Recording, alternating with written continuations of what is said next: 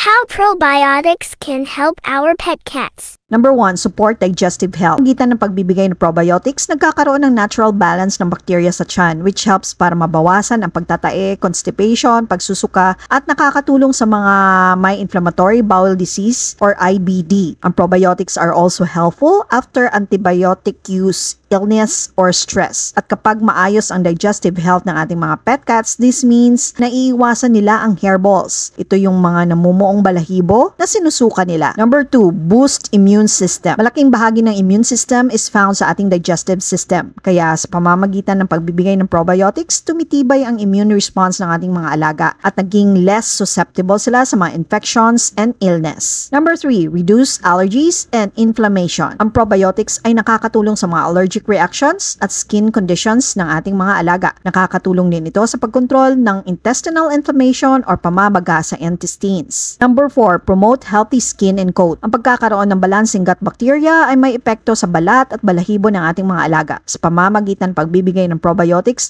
nag-i-improve ang pag-absorb ng nutrients mula sa pagkain at nabuboost ang kanilang immune system, which leads to less itching, redness, and excessive shedding ng fur. Number 5, reducing anxiety and stress. Dahil ang ating digestive system at ang brain ay connected by millions of nerves, kaya kapag may inflammation or pamamaga ang gastrointestinal tract ng pusa, tumataas ang anxiety or behavioral issues like stress. Thankfully, with probiotics, naiibsan ang intestinal inflammation at nababawasan nito ang kanilang nararamdamang anxiety at stress. Source of probiotics. Give your cats probiotics, may iba't ibang products available in the market. Makakabili ka ng supplement in powder, capsule, or chewable form. Currently, binibigyan ko ang mga cats ko ng Prof. Bengal Happytummy ng Dr. Shiba.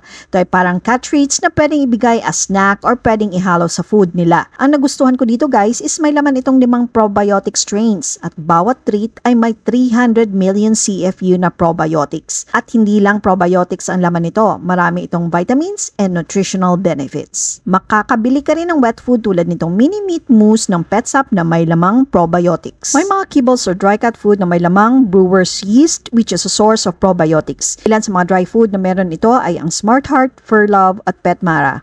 Ito ang mga food na alternately ko binibigay sa mga cats ko. I'm sure maraming brand dyan na merong lamang brewer's yeast. Hanggang dito na lang muna guys. I hope nakatulong ang video na to. Thanks and see you in the next video.